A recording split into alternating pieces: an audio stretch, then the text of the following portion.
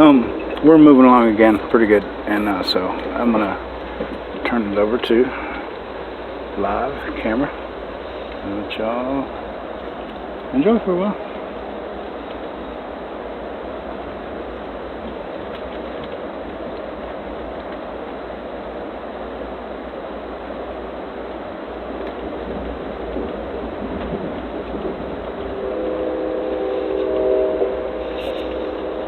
Looks like some small community. We're gone from Fort Worth probably only about 20 minutes ago. I've been messing around with YouTube a little bit, as I say, something I never ever do, and making some adjustments to my camera. I'm in the future, I'm gonna research first to see what it costs to get some other equipment to help me make better videos, such as I might be able to do this one thing on this phone. I just don't know how to do it. That is, have sound playing, for example, a song playing at the same time in the background with you talking or filming. Oh wow, I'd love to make videos with music playing and it'd just be fun. And then of course being able to do layovers, like when a video first comes on, and the title page and who did it, and maybe some other little, whatever you want to put together, and then learn how to put the credits in there, and then editing. Of course, my goodness, I'm sure that there's never been a film in history that was released, or that a person had the capability of editing did not edit. All film gets edited because a couple of reasons that come to my mind are timing. Number one, the industry has certain, they're probably not written standards, but they don't want things to be over a certain length. I mean, movies are typically around 70 to 90 minutes, maybe 2 hours. That's kind of it. Songs run for anywhere from 2, 3 up to 5-6 minutes. That's it. There's a kind of an unwritten code, but that's the way it is. So that's one reason to edit, and the other reason is very obvious. I mean, like with a film like this, where it's just repetitive. Not the scenery, but what's being done is repetitive. And you can speed it up, and you could just time lapse it in the video and stuff like that. But in the future, I want to learn these things, and because I'm really getting into making videos. Frank Zappa has some videos that he made with the help of a gentleman named Cal Schenkel, who's an amazing artist. He did a lot of Zappa's album cover artwork. But these two guys, this was prior to digital anything. This was probably in the late 60s. He and Frank and this guy sat down and they had clay. And they made what's called claymation. And in order to get like 60 seconds of claymation, it took them about 3 days to film it, because you snap one frame, you move whatever you want to move in your clay scene, your figures, everything in the scene, whatever you want to move, you give it the next step in its move. And it's just this time-consuming, tedious stuff. But so I want to learn more about it and make some exciting videos. Let's go and come inside here for a minute. And to me, when I look out this other window, especially this one, I'm right at the top of the steps. It looks like we're going a lot faster than we are. If I had to guess, I would say we're probably going about 50. Maybe 60. I think that I don't think I know that there are rules, speed limits on rail lines, no matter what's going down them. And you commented on that. video I found. Man, I found some crazy videos. You'll find out, and they're short too. They don't require a lot of time because the impact's immediate. That real super fast train. Good God, man! I mean, if I saw that thing going zooming across the countryside, it would trip me out. You know, I mean, even if I knew about it, even if I had heard about it, it would still trip me out because that thing is, man. And then the first one I sent you that was odd with involving trains was the train that was passing through that tornado, and the tornado blew some cars off the track, but then when the other cars were continuing to come forward, that was spooky to me anyway. That was spooky. So, and then the other one was of, I think, Amtrak doing 124 miles in California, I think Southern California, and you got to see the coast and stuff, and of course it was also time lapse. I think it was 124 miles in 5 minutes, something like that, 4 minutes. It was great though. I think you commented you loved those. You know, those are just little bits and pieces more of you're being able to put together a composite of maybe my personality and what I like, what I think's funny, and you know, what entertains me, that sort of thing. And I'm going to advise you ahead of time. You're going to find out I'm actually very simple. I'm a little simple. I don't like violence of any kind, and you know, and that's something I've always been that way. Have I ever watched it? Sure. And but I don't remember ever finishing watching a movie that involved a lot of violence. Now, a lot of movies will have a scene of violence, like maybe a single shooting or a fight. I mean, come on, that's life. But when it's just this, maybe a movie about violence, like Freddy Krueger, you know, that kind of shit, Jason. That's just, I'm not going to watch it because even though I know that those are just actors with props and makeup and everything, and that they're acting fake and nobody's getting hurt or killed, it's still being depicted very realistically, especially in some films. And my mind is not making a difference between a depicted image of someone with their head almost cut off, or a knife stuck in their chest, or being hung or strangled. Your mind does not differentiate between if this is real and not real. I mean, your photographic mind doesn't. So it's going to be stored. An image is going to be stored, as are all images, and I do not want that shit stored in my head. That's it. That's the end of story. And not only do I not like violent images, I don't like violent storylines, kidnap plots, crime dramas. Hanging up. I'm a documentary guy. Love a comedy. And with me, comedy, I don't have any boundaries. I mean, I don't care. I get a little bit tired of a person cussing. You know, the comedian, especially if he says fuck over and over again, like every 4 or 5 words. To me, it takes something away from it. And I kind of lose interest in what he's doing because he's cussing so much. And if it's a lady cussing, it's kind of sexy in a way. You know, like comedies and documentaries, shows about animals, anything about the planet Earth, music, bands, weird art. I like to watch Antique Roadhouse. I guess what it's called, where they appraise antiques.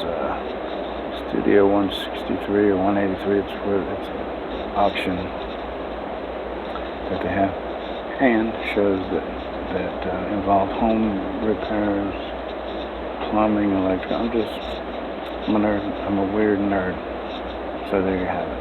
And I probably had that camera at a stupid angle. let's go on down the road a little bit for a while. Let's see if I can give you some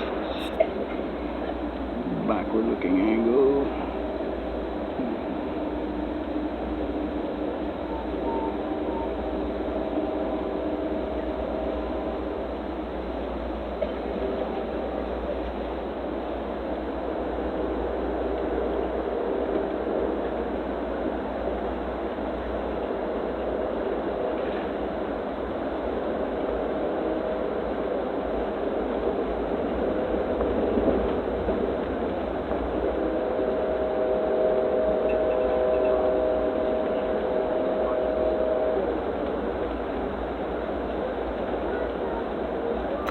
Lisa, I know that you said in one of your emails that things were going well with you and your daughter and your trip, and so I'm glad to hear that, and I hope that they keep going that way. I guess you guys are just by yourself, and two ladies these days anywhere. I mean, there's a chance of something bad happening, so I'm glad you've been safe, and I hope you remain safe until you get home, and of course, wherever, for that matter. I'll pray for both of you guys.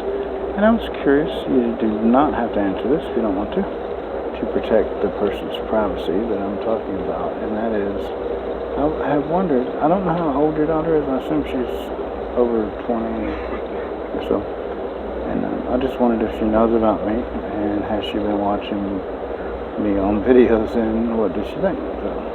Because it's important to me. I guess probably she's the person that would be most important that to me that would accept me, because I think you guys appear to be very close. So I would want her acceptance very much. Just tell I'm a good cook, that I'll massage your feet and your back and all that. So, don't tell her about the sex stuff that I'll do. Okay, Robert. This is once again fairly bland country, but it's not without beauty. One thing about Texas, a lot of central Texas and southern Texas is they have trees, but they're small. They might get thick in the trunk, but they're not very tall. They're like giant shrubs, giant bushes. And as you head off north of Houston and you continue east from here, you transition from the central Texas zone, I think it's called, into the piney woods of East Texas. And there you have trees, and many different varieties, primarily pine or loblolly pine, soft loblolly pine. And but there is another thing here, and the size of the trees, they get good and tall, I would say, anywhere in the neighborhood from 40 to 60 feet, which is pretty good for a tree. But that's it, You don't find any super tall trees, not like back from West Virginia or out in the Pacific Northwest or some of your other forests. So I guess it's just a sign of what the soil is like around here. So, but it is, like I said, it has its own beauty. You're gonna have to tell me when you guys are gonna be back in Liberty Hill, and expect this unless I'm able to come up with some cash. I won't even be able to attempt to meet with you or come see you until the 1st. Or actually, I get my check, I don't know what day the 1st falls on, but my check comes anywhere from 3 to 5 business days before the 1st. It came, alright, the 1st was Tuesday. My check came the week prior on a Monday. So it ordinarily would have probably come on Friday or Monday, but like I said, the Monday of that week, the check. All right, ladies and gentlemen, if I can have your attention, please. Our Okay. station stop coming up here in just You a get few minutes some will be Cleveland. Amtrak Cleveland, audio. Texas. And Cleveland is your stop. Now would be a good time to look above and below your seat for your personal belongings. Cleveland, Texas, coming up. As the engineer or conductor, whoever it is, said, Cleveland, Texas. It says it on that water tower, but you can't see it. This is a town that I have heard of for years, but and I don't know why I've heard of it, but it certainly isn't very large from the standpoint of, or from the viewpoint of the rail line. Yeah, it could have more development that's further in.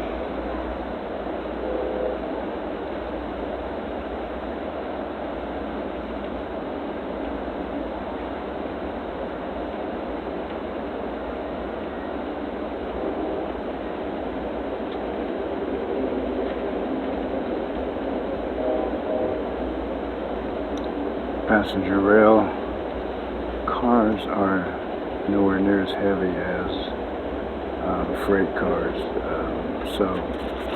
and the train is nowhere near as long. I think we were six to eight cars long, so the train's ability to speed up and to stop is greatly increased.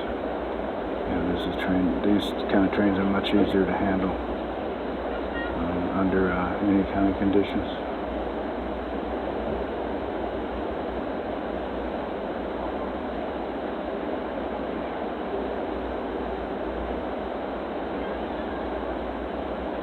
Well, when we pull into Cleveland, I'm going to go ahead and shut this off because it's been around a while, and I think you get the picture. But I'll continue to say this. You'll hear me say this. I really haven't been saying it that much, but please share my videos. I would like to become better known, or I'd like to become known, and to get some people following me because they would help with ideas. They may even be able to share their own video clips, and I could be putting together compilations and just creating stuff, and because I really want to grow my YouTube channel. I'm thinking about renaming it, and I had a name, had come up with a name, but can't call it to mind right now. But just share, man, share with everybody, and comment, give me say something, you know, even if it's hey, I liked your film, or you should have done this, or I like that, and that way I'll know you, and I'll acknowledge that excuse me, I will acknowledge, there we are, Cleveland, I will acknowledge that I received or that I read your comment, and if there's something that I need to respond to, then I will. Well, just look at these good, blue-blooded, warm-blooded, red-blooded, whatever, Americans. Good old American citizen. Central Texas. Well, there's down over in the distance some kind of, it's probably City Hall, be my guess. And yeah, I can see different towers and power lines and stuff, so there's a lot more going on over there than I would think. Okay, well, get ready to flip around, and so I'm gonna get this one loaded up, and listen to some music. It's real cool to go down the track, listen to music. Don't you tell a soul. Mr. Bandit here that likes to ship marijuana interstate. Yay. It does a lot of this.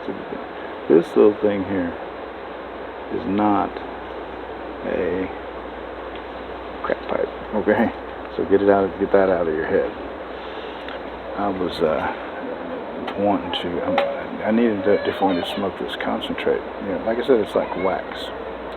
So it's easy to make a pipe out of aluminum soda can, but what happens is when you put the wax there, it melts through and it's gone. You have to cut the can open and scrape it off. And, you know, you can always put some tobacco or weed down, but it still melts through and you're going to lose some of it.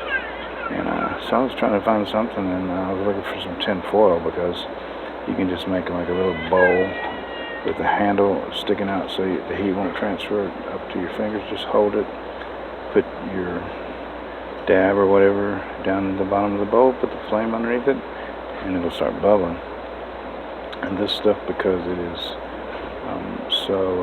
it's very volatile, actually, it bursts into flame real fast because it's oil. It's concentrated oil, and it smokes. Oh my God! You talk about a 57 Chevy that's got 700,000 miles on it smoking. This stuff smokes. So what I do is I put the, anyway, never mind that. What I've been doing is I've been sneaking down to the restaurant, closing the door, putting my head and my little pipe up close to the exhaust vent, and take a few hits. I didn't say that. So I get a little bit of a mood from that, and then I have the music, and like I was saying, it's real fun going down the watching everything go by with music going, because it's quiet in here. As you can tell, people aren't yelling. There's not a lot of hustle and bustle. It's a very peaceful ride, and you get the music going and the scenery and the buzz. It's great. Okay, I'll let you guys go, and I will eventually learn to look at the right spot, and I'll talk to you later.